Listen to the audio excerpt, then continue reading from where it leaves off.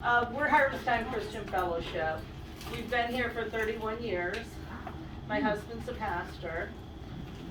He's been here about 14 years. We've been doing a pantry ever since he's been here. It's kind of gone crazy when the pandemic happened. Okay, when everybody else closed, we never closed. Not only did we not close, we went into overtime. That first few months, we passed out 6,500 food boxes door to door to every house within a mile radius of here. Because our people needed food.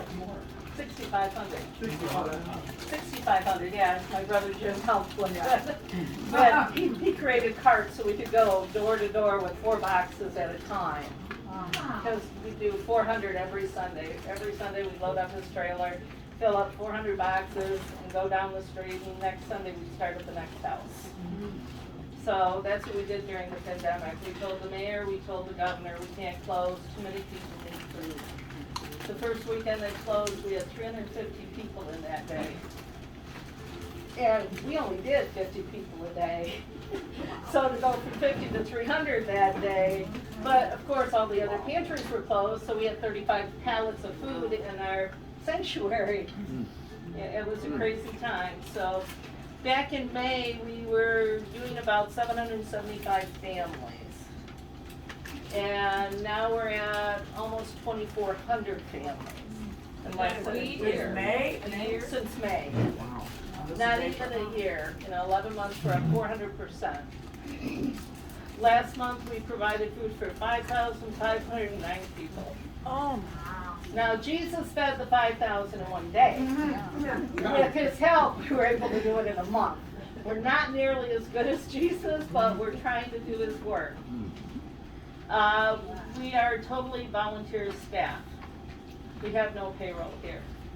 Any money we get in goes for ministry. how many volunteers do you have?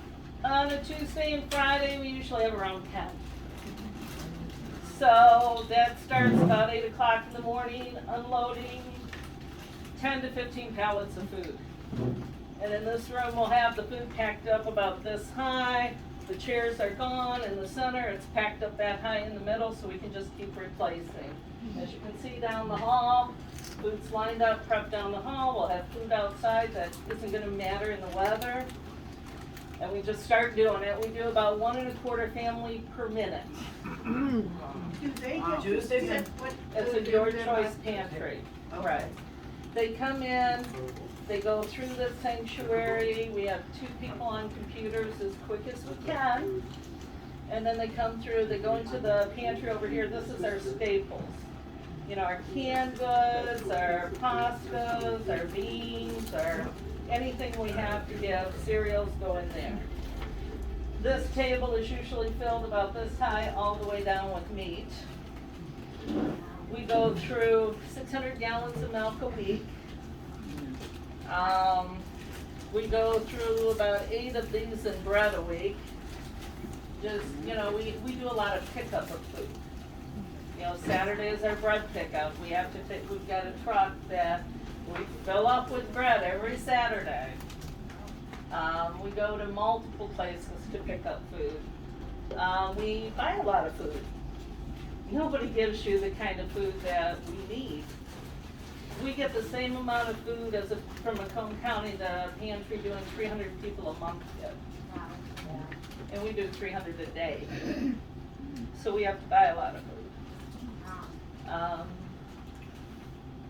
But it's a labor of love. And the people here, you get one once in a while who say, well, I didn't get this or I didn't get that.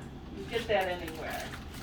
But we're blessed. We're able to give them usually 1 or 2 meats, give them a gallon of milk, a couple of loaves of bread, and fresh fruits and vegetables. Because in this area, a lot of the reason we do so much is because of where we are. It's not that we're the biggest church. We're just in the biggest need. We're in the poorest area of Macomb County. We're a mile from Detroit. We're 3 miles from Hazel Park. And we get people from all over. We have people, believe it or not, that come from Shelby, Utica, and Sterling Heights. And I think the reason they don't go to the pantries out that way, they don't want to be embarrassed in front of their friends or family members. So they come down here. And it's like, well, say, there's 68 pantries in Macomb County. We do 24.6% of all the households in Macomb County. The other 67 pantries do 75%. So you don't just do food. Can you elaborate on some of the other things that you do? We did a coat giveaway. We gave away 1,000 coats in one day. Lined up down the road, and everybody came and got a coat. Wow. We have coats, we have backpacks, we have socks, we have hygiene packets, we have whatever people need. We generally deal with about 3 to 20 homeless people on a daily basis. They might need a backpack. They might need a coat. So you're open what days? Every day. Every day. We don't give a day off. Do you have room store coats? Do you want store coats? No, we don't have, that's one of our big issues right now is storage. Trinity helped us last year to help us cover some of the storage units we have to have. Go ahead. So, she's very humble. She's very humble. And I have to tell you, the last time I was down here, I had brought another friend down here to show. I think the thing that touched my heart about not only do they provide food, but it was an aha moment when Sue told me about people, when they get things stolen, they get their ID stolen, they get their credit cards, their bank cards, they're stolen. They can't go to the bank because they can't tell the person who they are. And so, tell them the story about you, Okay. helping somebody I get your call them ID. stumbling blocks, things that you and I seem like no big deal. But we had 2 people in 2 weeks, it was like crazy. The guy had $30,000 in the bank. He got $3,000 a month in his retirement living at that shelter. Because someone stole his ID, he had to stop payment on his debit card. He couldn't prove to the bank who he was. And because he didn't live where he used to live when it was stolen, because he ended up homeless because of that, he couldn't even get his ID. So we were able to go down and go through, they have these new machines and you can change the address and order a new ID. So once he got his new ID, then he could get into his Section 8 voucher that he had, because he couldn't rent a place without ID. You couldn't get money out of your bank. We had a lady, she had worked for Facebook, starting it up back in 2007. Very knowledgeable woman. Same situation, her ID got stolen. And she's living on the street. We were able to get her into McRest. And then at McRest, of course, she had a broken foot, so she just needed someone who could pick her up, take her to get her an ID, take her to the bank to explain the situation. The bank gave her $100 out of her account and said, when you get your real ID, then you can take your money out of your bank. I mean, you don't think about how one little stumbling block can trip you up, and that's kind of what we do here, is we kind of help people through their stumbling blocks. Things that don't seem like a big deal to you or I, but when you're chronically homeless or you're on the street, you're worried about, what am I gonna eat tonight? Where am I gonna sleep tonight? You're not thinking about rationally, how can I get an ID? I don't have $10 to get a new ID. And sometimes it just takes $10 or $15 to turn someone's life totally around. That's kind of what we do here, whatever their stumbling block is. We helped out with the warming center. Oh, I'll mention. But we helped out at the warming center, and it was wonderful. They got all these vouchers and these programs, but nobody knew how to find any apartments. So we were able to connect a lot of people with the apartments they did, so that they could actually use their vouchers. And then we did a program across the street here in Owen Jack. It's an upward bound program. It's a closed rec center across the street that the city doesn't use. So we were able to use it for a basketball program. It was really neat, because our kids have nothing. There's no, parks don't have bathrooms, you know, there's no supervision in the park.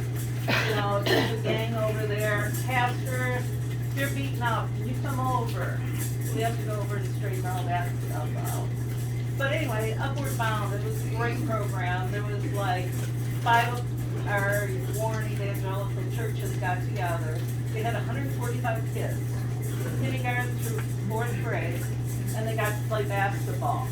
They practiced 3 days a week, Monday, Wednesday, and Friday. Saturday, we provided all the refreshments, the hot dogs, the chips, and everything.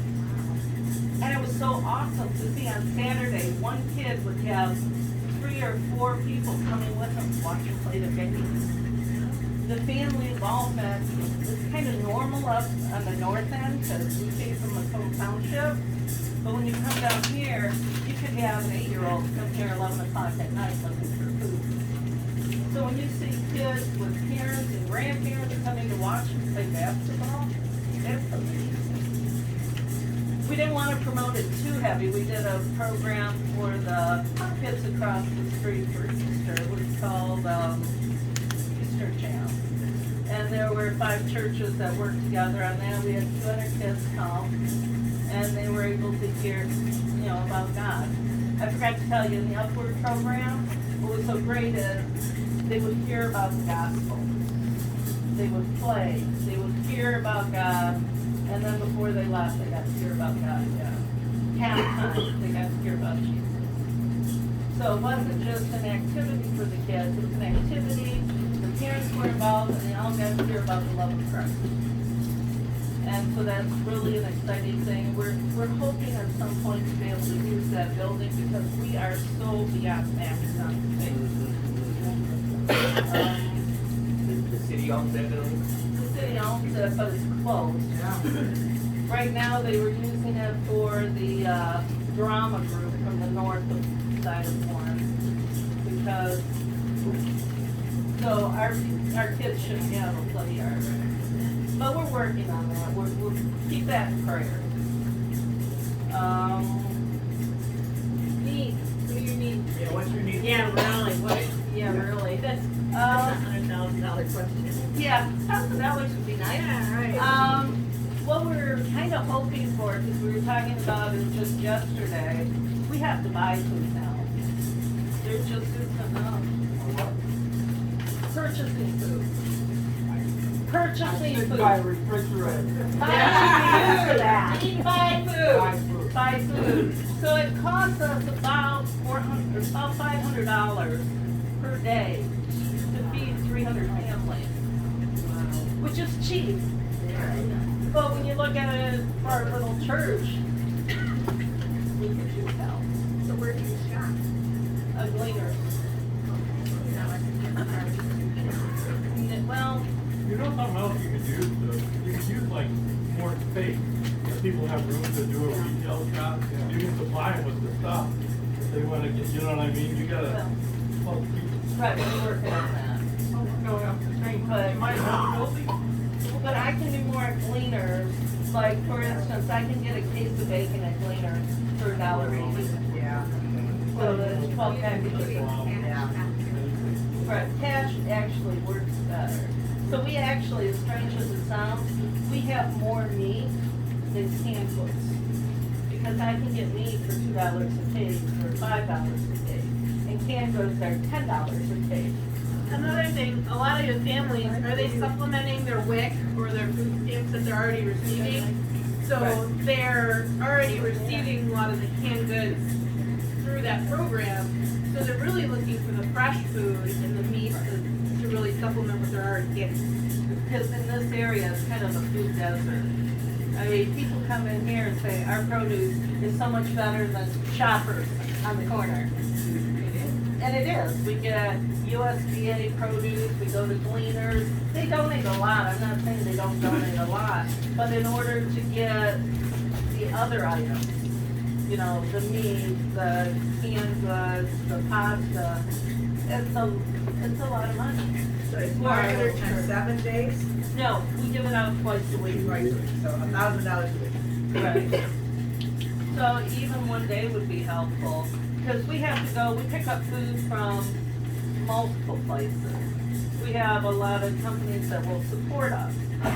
But just filling the truck up on gas is $280 in diesel fuel. And that's not counting the little vans. I mean, we spend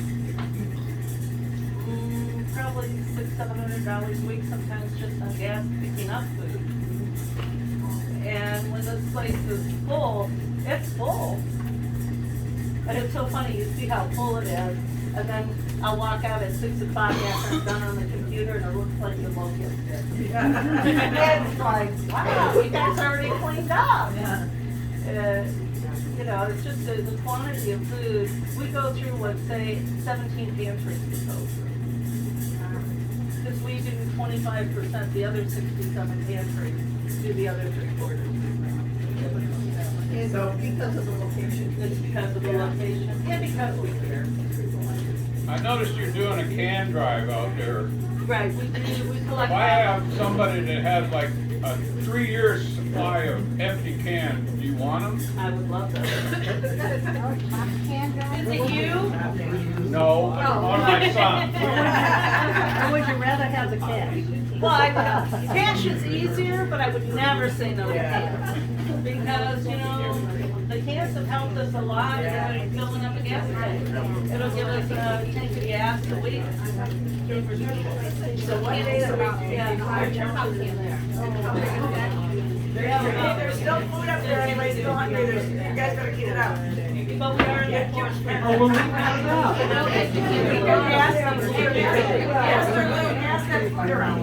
We'll leave it to them if they don't want it. Oh, that's true, yeah. But I'll take one while I'm here. I wanted to say that, you know, you said that, you know, Jesus fed the 5,000. But we continue to see Jesus working here with that 5,000 because it's the multiplication of the loaves and the fish. For example, I was talking about this yesterday. I took 90 pounds of ground beef out of my freezer for one of the Delivery Disciples meals, and 65 pounds came back in yesterday. This is the way it keeps happening. And the more need that you get, those 15 pallets turn into 20 pallets. Those people that are doing it turn into 10 people that are driving, turn into 20 people driving. Jesus keeps multiplying the things that we get as the need. And we're living in an economy and a culture that is generating so bad that so many people are in need. And one of the things I heard at some of the, two of the places is we have resources. You know, we give out resources. I was so glad that McGrath said actually we hand people off, because that's truly what happens. There are not resources that can handle this. Turning Point has 52 beds. They're filled. Every time we call, they're filled. If they had 100 beds, they would be filled. Every time we call, they would be filled. It continues to happen. What we need in this community is we need people that have a heart for what's going on, and then to literally lead the people by their hand through the process. Because when they say we have resources for housing, they just give them a list of housing and they have to do it. Most of them can't navigate through it. They can't read. They're, you know, like you say, their phones don't work. None of this works. We need people that will have that kind of heart to say, you know what, I'm going to go help one day a month someplace, but I'm going to walk 3 people through the process so that they can get through. This is how we talk about being the hands and feet of Jesus. Resources, this isn't the answer to pass people off and say, here, you call. What did the Good Samaritan do? He did it. He did it. He got off his horse, helped the person, put the man on the horse, took him to the place, paid for it. He walked them through it because he couldn't do it. And that's what's going on right here. When she talks about these people coming in here, they're walking these people through here, hand by hand, and you talk about being in the trenches, you know. I love the agencies, and I work with most of the agencies here in the county. Home Community Action is doing an excellent job with trying to navigate people into housing. We continue to find people that are doing it. McRest is trying to do it, Warming Center is trying to do it, but Home Community Action is coming there. But we need people that will actually engage with people that need the service. So Pastor, where do they go? Where do these people go to help navigate? Like, say there's people that wanna do that, okay, where do I go? Let's just use Live Right, for example, since Okay. we just left there, Okay, Go to Live Right and say, how can I help these people navigate? What can I do through your structure? How can I take an individual and help them do this? Because maybe some of the stuff can be done at home. You can make some of the phone calls and stuff. I was talking with Cindy. We were talking about it that they give them say a landlord's number. Here, call this landlord. People don't really know what to ask for. They don't, you know, they just need the coaching. So, you know, pick an entity and try. You know, go through it that way. I don't know how else to do it, but I'm telling you what the need is. I can't necessarily say you can go here and do that. But you could go to McRest, you could go to Live Right, you could go to Turning Point and say, how can I volunteer? How can I walk through a process with something? As the coordinator of this tour, I know I selected some destinations that were secular. They don't have a faith-based program.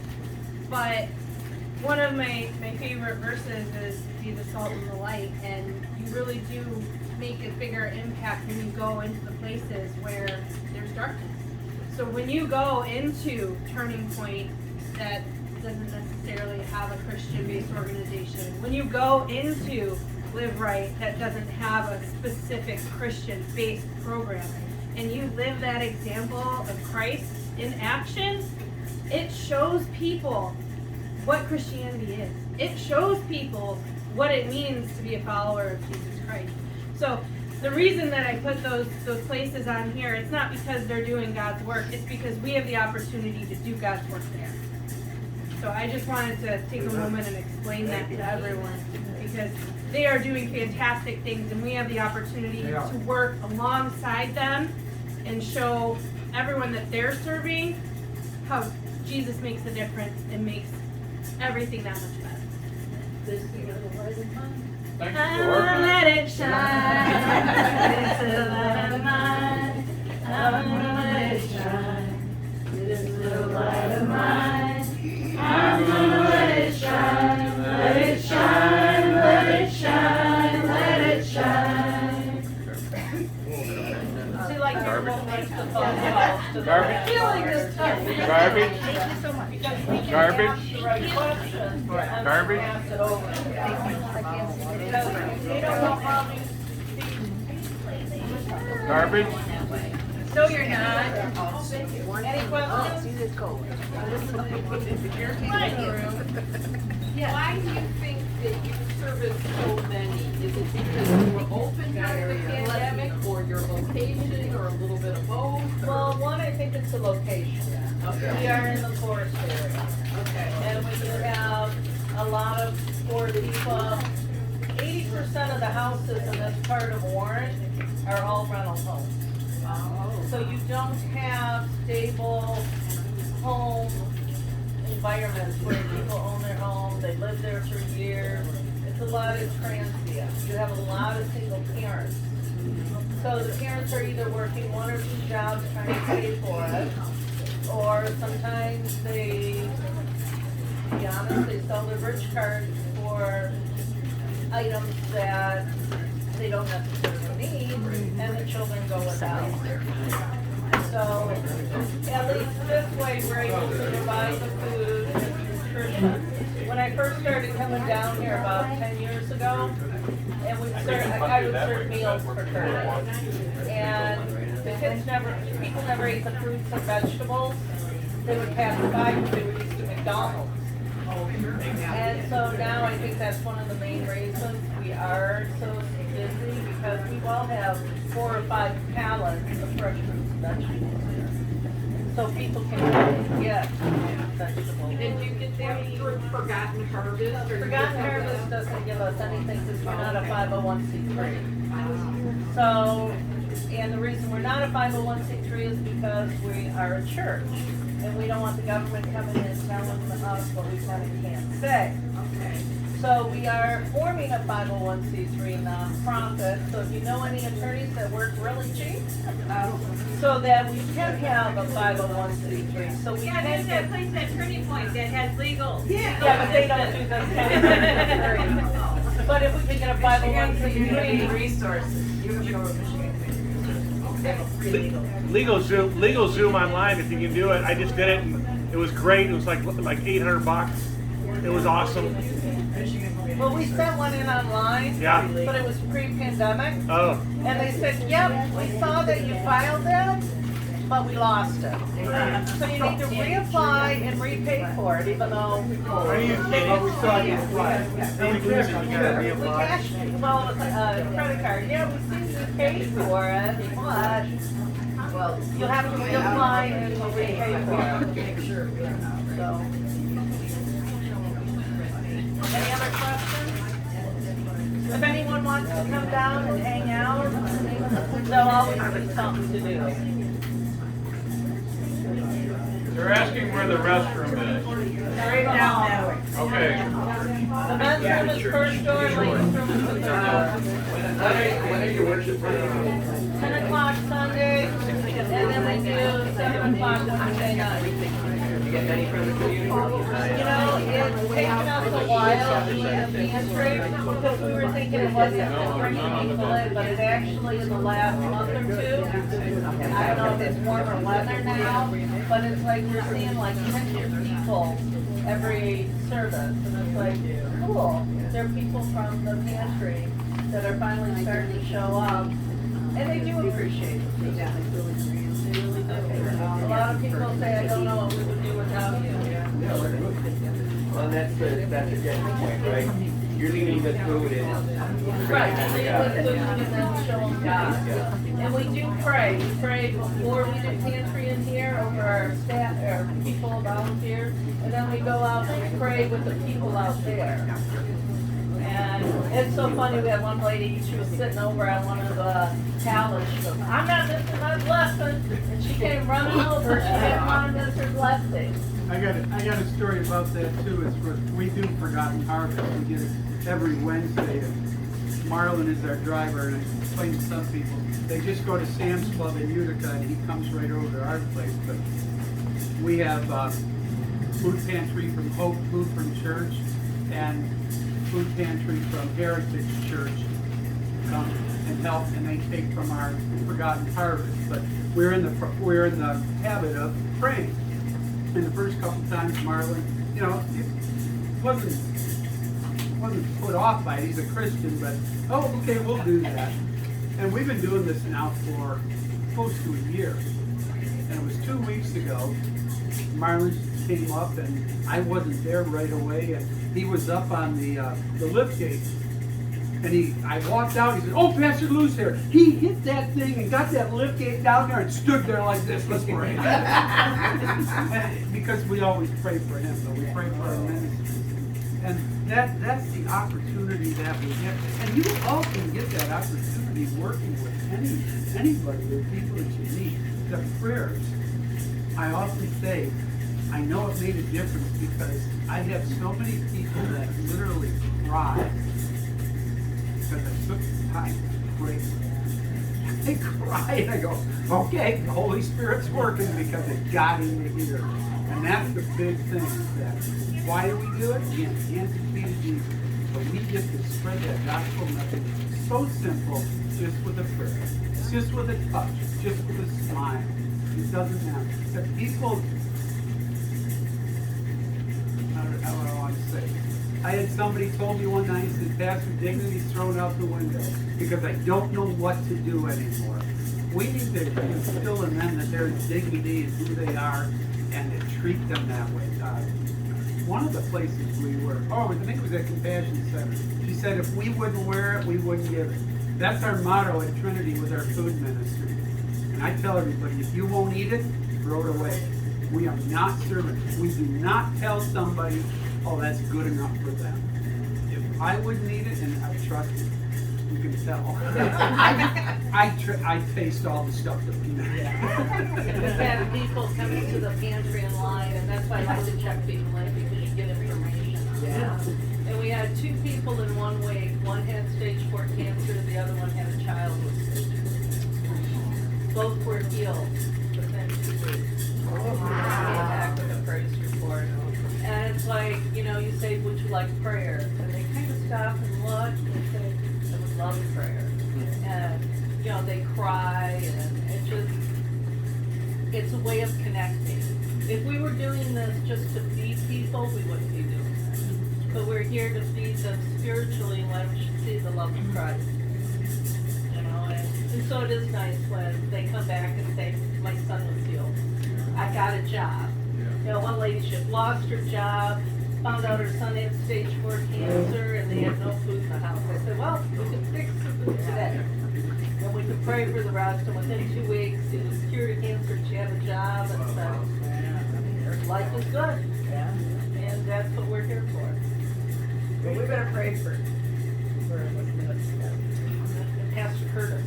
Pastor Pastor Curtis, he's at another meeting, he kind of He skipped split out and on. conquer. Yeah. Divide and conquer. If anyone ever sees a guy that looks like Santa Claus. Yeah. Pastor Tony, you want to do this one, or Anybody, anybody else really. wants to? Pastor's done. Next. Yeah, Pat, we pray all the time.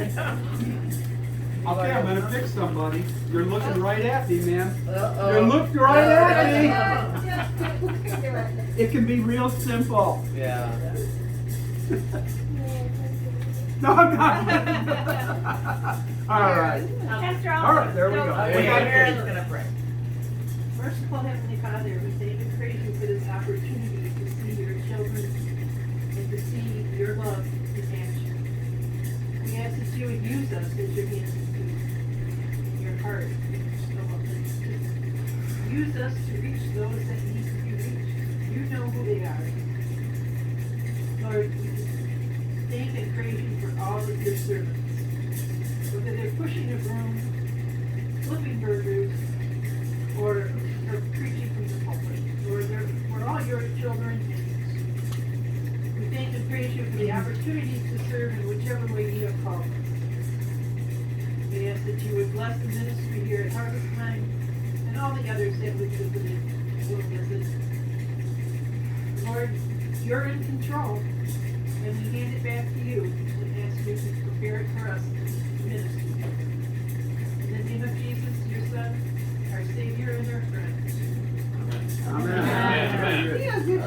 Yeah. Yeah, it's a good prayer. Now, All right, we got a